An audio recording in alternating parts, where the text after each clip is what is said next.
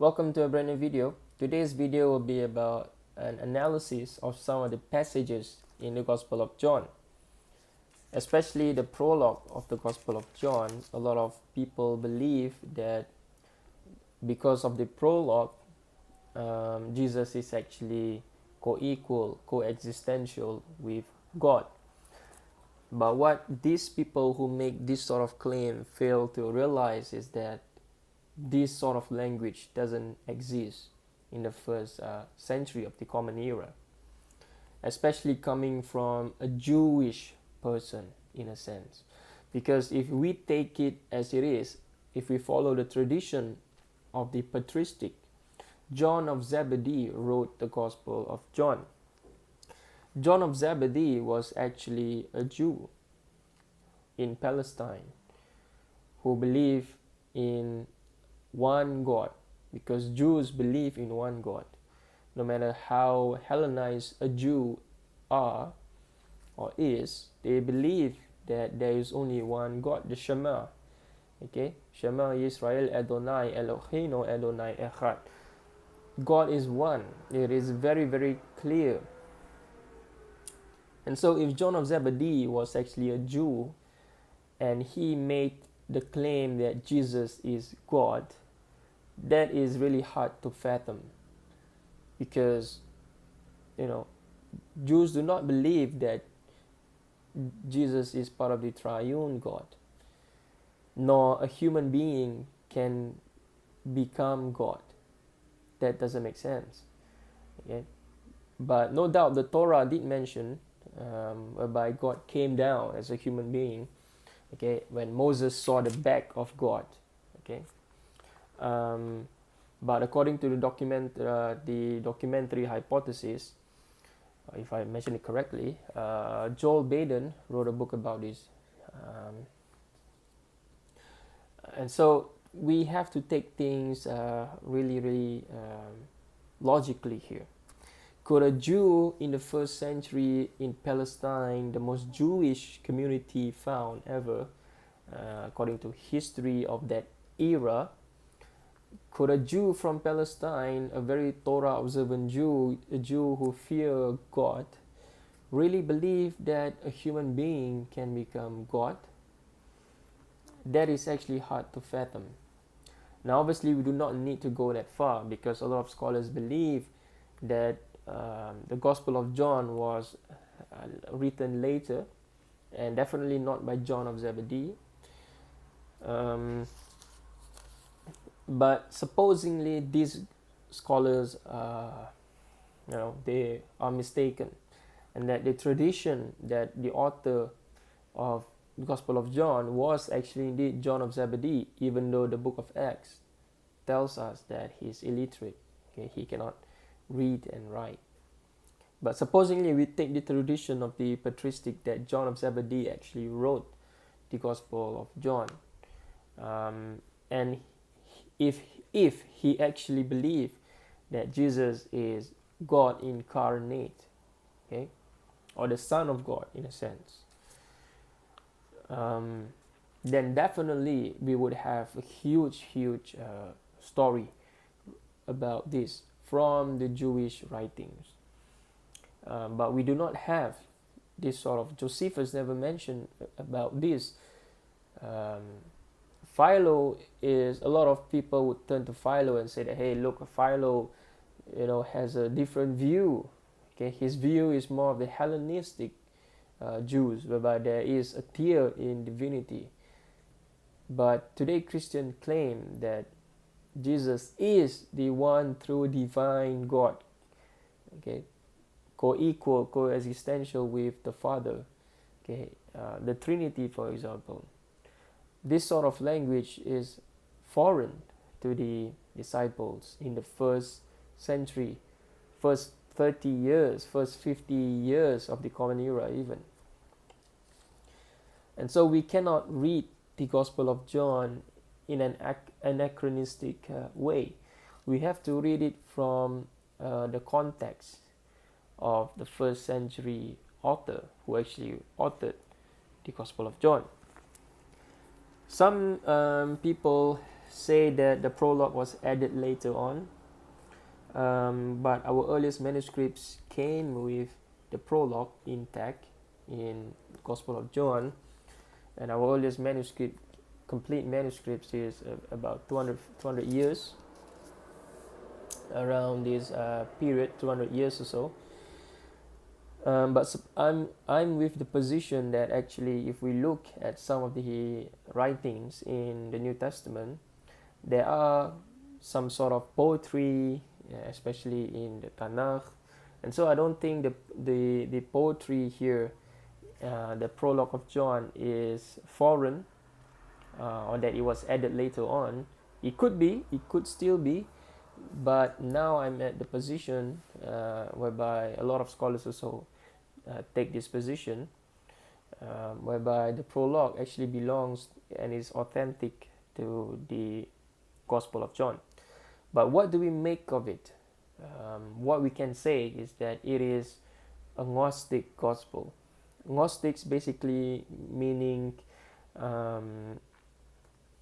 there's different realms in the Pleroma, the Sophia, so on and so forth. It's really hard to explain in this very short, I want this video to be short, so there's a lot of explanation to this, but shortly, or rather briefly, Gnosis is knowledge. Okay, basically, there's the belief that you need to know the secrets of this world, and there's a different divine figure at every different stage. Okay, and then you need to unlock the secrets, and then you receive the one true knowledge. Okay, you receive the knowledge of the world, for example, and so this is what the Gnostics believe.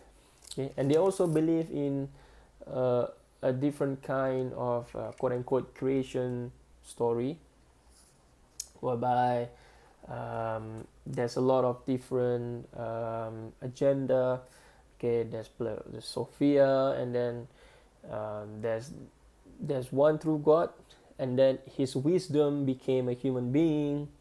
Okay, sorry, not became a human being, became another entity, and then that became another entity, and then it gave birth to another entity. But this entity that was given birth to is ignorant of the higher entity, and so he somehow, causes sin in this world, if you read some of the interpretation of some scholars.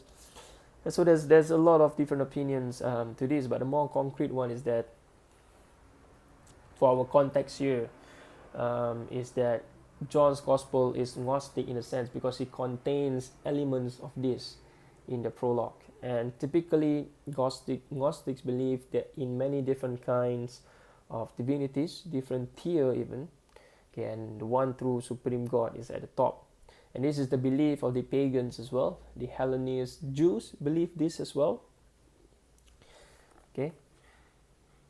But what does it actually mean in the context of the Gospel? Basically, the author of John is a Hellenized person. He could be a Jew and he could be a pagan. It doesn't make a difference, because from what we read in the prologue, he or she was probably a Hellenized person with Hellenized theology. Okay? But John actually preserves somewhat an authentic, somewhat I say, because we do not have evidence. This is in the realm of educated hypothesis, even. John actually preserved a tradition or a source that actually predates Mark. And it is because we found in John two separate accounts. And Professor Ehrman made this distinction really clearly in his book, Introduction to the New Testament, whereby he portrays that John actually has a source that is very similar to the Synoptics. Okay? A source that portrays Jesus as the Messiah, okay? As the Synoptics portrays Jesus, the Son of Man. Okay? And we turn to the passage here. The Samaritan woman, whereby Jesus was at a well, and then the Samaritan woman came to take water, and then they engaged in a conversation, and then the Samaritan woman realized that, they say that a Messiah is coming, and then Jesus said that I am He. Okay? Jesus basically tells the Samaritan woman, okay, that He is the Messiah that you have heard of, that the Samaritans have been hearing of, that will come. Okay, so Jesus declared Himself the Messiah to the Samaritan woman. And so the Messiah here, Mashiach, is not a divine entity. There are many kinds of Messiah in the Old Testament, okay? And it doesn't have any divine entity attached to them. And so from here, from the prologue here, we sense a more later Gnostic rendering of the gospel. And also in chapter 4 here, when Jesus, the interaction of Jesus with the Samaritan woman, we found a more earlier kind of sources here. And so these can be distinct from one another, and they don't belong in the same context. It's just as saying, it's just like taking a writings from the 21st century and then taking another writing from the 20th century and try to merge them together. Somehow you can do a detective work and realize that no, this is writings that are much later, and these are writings that are much earlier, because they don't fit with each other. They don't belong with one another, because they are of a different context. When they cannot have come from the same era or the same decade even. And so some parts of the Gospel of John, there are many parts actually to this. Towards the end of the Gospel of John, we found very similar accounts about Jesus in the synoptics. And so John here, the author of John, I don't believe it's John of Zebedee. The author of John here probably uses a couple of different sources. But Professor Ehrman, do not believe that the author of the Gospel of John uses a source that is Mark, and I don't believe that either. But it could be, we don't know. But I believe that he has a form of an earlier source, or copies of an earlier source, or copies of it. But I don't believe that the author of John uses the Gnostic sources only. Okay, because we literally have Jesus as a human being, and we also literally have Jesus as this divine entity. And so there's two different Jesus in the Gospel of John here. And so which Jesus could it be? It's either Jesus is a divine figure or Jesus is a human being. Okay? In the Hellenized view of the time, we must also talk about this. A human being can become a divine figure. Okay? This is in the Romans belief as well. Romulus, for example, he was exalted to become God. Okay? In the Egyptian writings as well. Is it the same kind of belief that the author has? It is hard to say this, but I'm leading more towards I don't think so, because of the sense whereby if you actually read them in their context, they definitely come from different sources. They cannot have come from the same sources. But what the author of the Gospel of John here had done was that he was very smart, or she was very smart, in his or her rendering of the sources. Meaning he has used these sources, mixed them together to create a narrative that is called the Gospel of John. And so we somehow do not have access to this earlier source that was used by the author of the Gospel of John. But if we do some detective work, we can actually separate the Gospel of John, and we can actually identify that there are a couple of sources that the author of the Gospel of John he actually used. It will be very hard for you to see this, but if you keep reading it, if you keep reading the Gospel, if you read the commentaries, if you read academic writings about this, if you listen to lectures about this, and also if you expose yourself to the documentary hypothesis of the Old Testament, the Pentateuch, the context or the gist of it is the same.